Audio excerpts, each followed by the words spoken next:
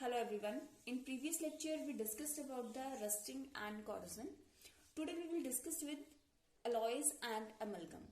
Alloys and amalgam is very important topic from exam point of view. So let's start.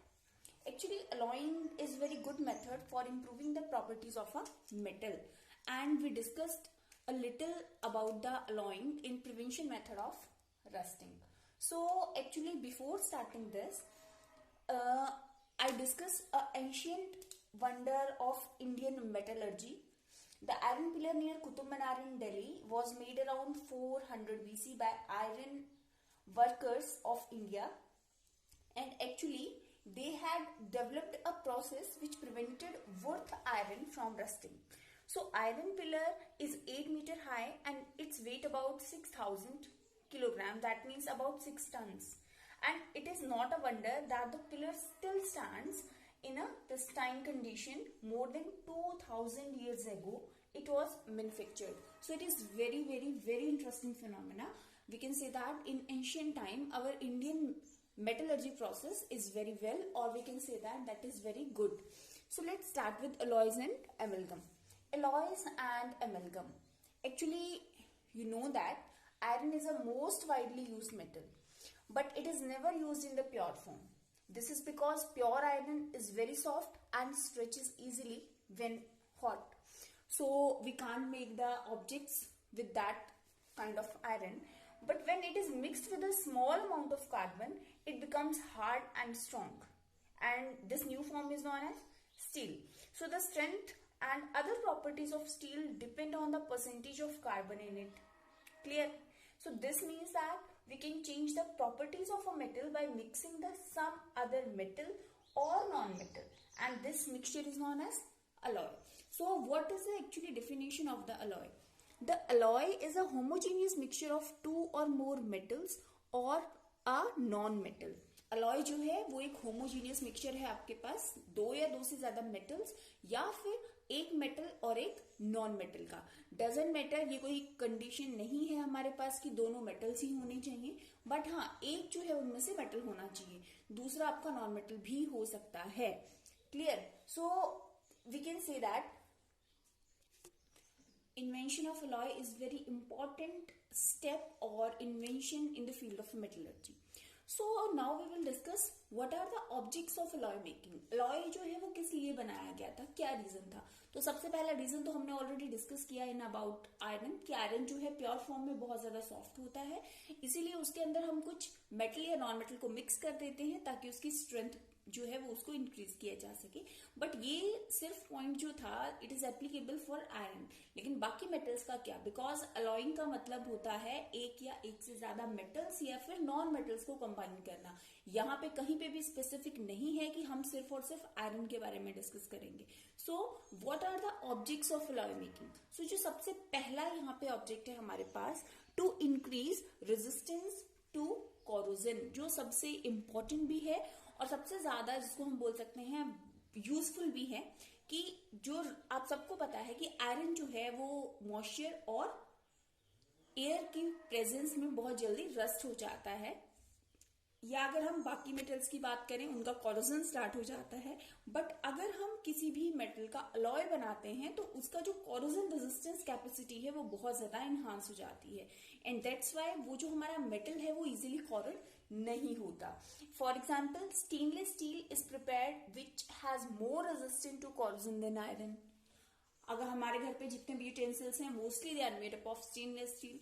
सो आपने देखा होगा कि उनपे बहुत रेयरली जो है वो रस्टिंग फिनोमेना होता है, बिकॉज वहां पे जो हमारा स्टेनलेस स्टील है दैट इज अलॉय, मीन्स वहां पे आयरन के अंदर कुछ कंटेंट जो है वो कार्बन का मिक्स किया गया है, एंड दैट्स व्हाई वो जो है वो कोरोजन जो है उसको रेजिस्ट करता है.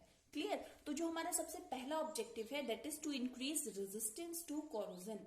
After that, the second one is to modify chemical reactivity. The chemical reactivity of sodium is decreased by making an alloy with mercury, which is known as sodium amalgam. Actually, हमारे पास कुछ ऐसी metals हैं जो बहुत ज्यादा reactive हैं, they are highly reactive, लेकिन उनको हम यूज करते हैं, उनको यूज इसलिए करते हैं कि वो बहुत ज्यादा एसेंशियल है हमारे लिए. For example sodium.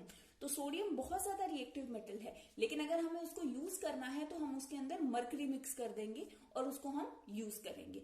तो इस तरह से हम किसी भी मेटल जो बहुत ज्यादा रिएक्टिव है उसकी केमिकल रिएक्टिविटी को कम कर सकते हैं। या हम ऐसा भी कर सकते हैं कि अगर किसी की केमिकल रिएक्टिविटी बहुत ज्यादा लो है तो हम उसको अपनी मर्जी से थोड़ा बहुत शिफ्ट कर सकते हैं। फॉर एग्जाम्पल गोल्ड है, सिल्वर है, दे आर लीस्ट रिएक्टिव, तो इनके अगर हम अलॉयज बनाते हैं तो उनकी रिएक्टिविटी को हम चाहें तो थोड़ा सा शिफ्ट कर सकते हैं। क्लियर। अब हम बात करते हैं थर्ड हमारा जो ऑब्जेक्ट है, that is to increase the hardness. बहुत सारी हमारे पास ऐसी मेटल्स हैं, they are soft in nature, so improving their hardness we can make alloy. Steel, an alloy of iron and carbon, is harder than iron obviously. तो steel हमने इसलिए बनाया बिकॉज वो आयरन से ज्यादा हार्डर है, बट उसकी प्रॉपर्टीज जो है वो ऑलमोस्ट आयरन की जैसी हैं, बिकॉज उसके अंदर बहुत कम कंटेंट में हमने कार्बन मिक्स किया है जो इतना ज्यादा उसकी प्रॉपर्टीज को अफेक्ट नहीं करता। वो सिर्फ और सिर्फ उसको हार्डनेस प्रोवाइड करता है, दैट्स इट। उसकी बाकी प्रॉपर्टीज एज इट इज रहती हैं, लेकिन उसके साथ साथ वो कॉरोजन को भी रेजिस्ट करना स्टार्ट कर देता है। तो जो हमारी डिजायरेबल प्रॉपर्टीज हैं उनको ऑब्टेन करने के लिए हम अलॉयज बनाते हैं। अब हम बात करते हैं नेक्स्ट फोर्थ पॉइंट की, टू इंक्रीज टेंसाइल स्ट्रेंथ।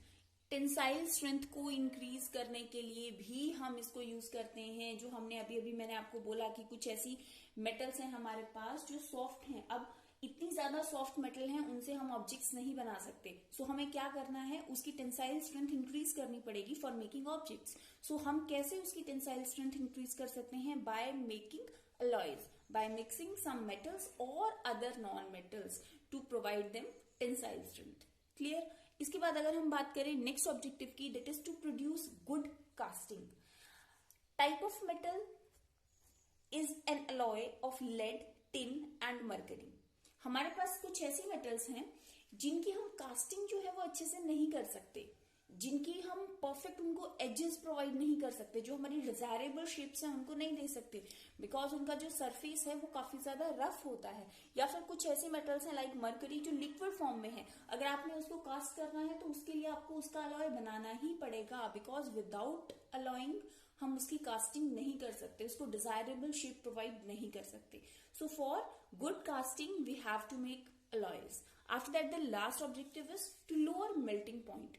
हमारे पास बहुत सारी ऐसी मेटल्स हैं जिनके मेल्टिंग पॉइंट बहुत ज्यादा हाई हैं, बट उनको हम अपनी डेली लाइफ में यूज करने के लिए या फिर ऑब्जेक्ट्स बनाने के लिए इतना हाई टेम्परेचर प्रोवाइड नहीं कर सकते, बिकॉज एक तो वो बहुत ज्यादा कॉस्टलियर है, सेकेंडली वो बहुत ज्यादा रिस्की प्रोसेस भी है। सो उनका जो मेल्टिंग पॉइंट है उसको थोड़ा सा लो करने के लिए, उसको डाउन करने के लिए हमें क्या करना पड़ता है, अलॉइंग करना पड़ता है। For example solder is an alloy of lead and tin.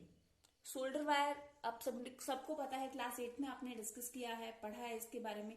Solder wire जो है वो यूज की जाती है वेल्डिंग पर्पस के लिए, या जो रेलवे ट्रैक्स हैं उनको ज्वाइन करने के लिए। तो एक्चुअली जो शोल्डर वायर है that is combination of 50% of lead and 50% of tin. So यहाँ पे अगर आपके पास ये क्वेश्चन भी बन सकता है, what is the composition of solder wire, that is tin is equal to 50% and lead is equal to 50%, and this is the composition of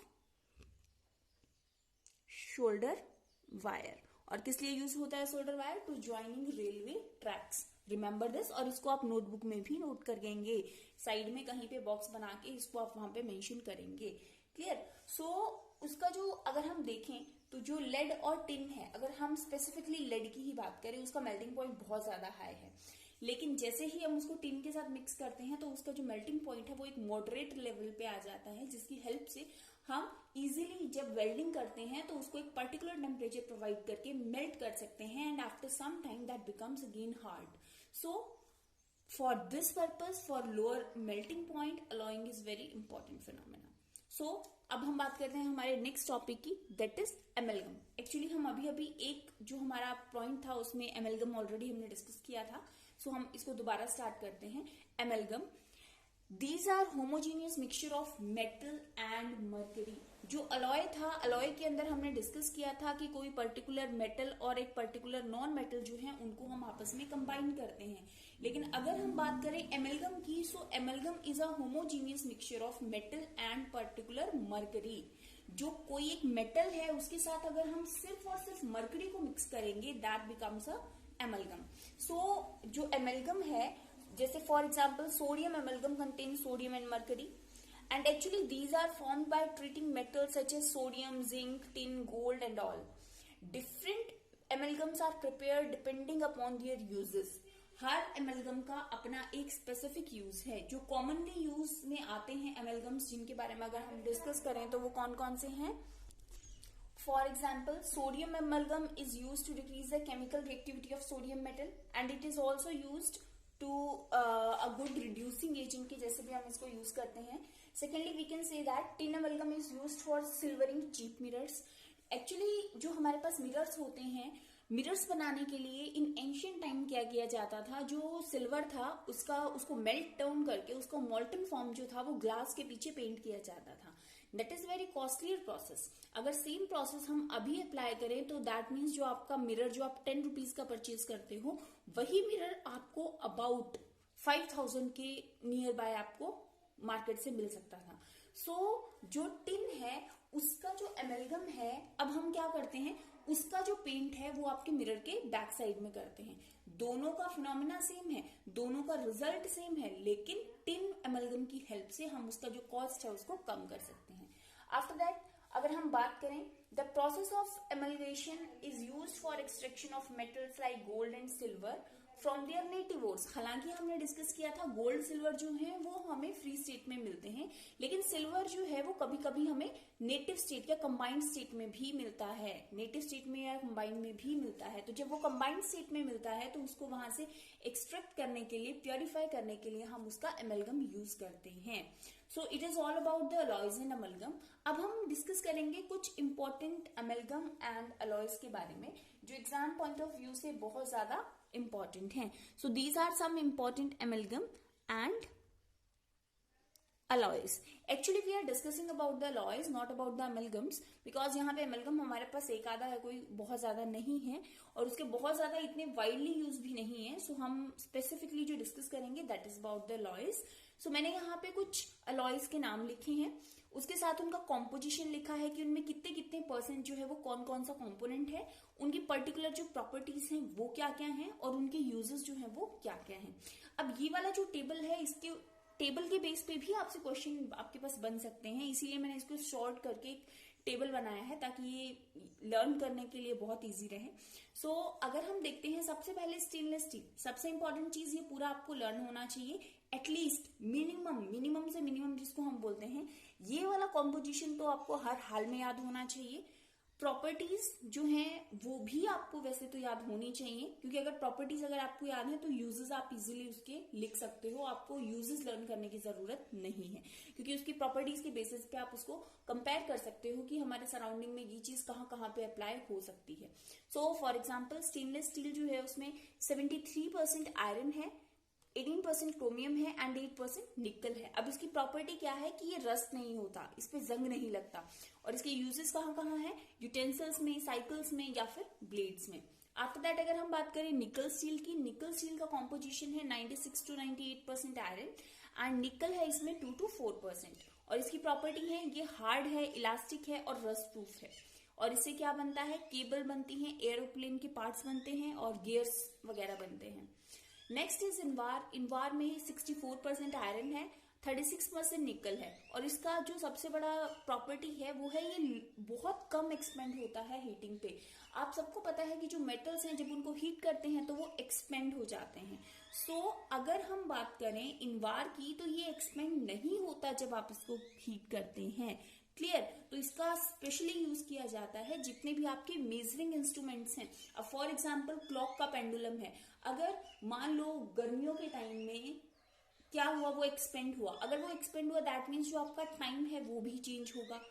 अगर ऑब्वियस है उसका वेट ज्यादा हुआ तो उसका टाइम भी चेंज होगा, और टाइम चेंज होगा तो दैट मीन्स उसका जो आपका क्लॉक है उसका पूरा प्रोसेस ही चेंज हो जाएगा।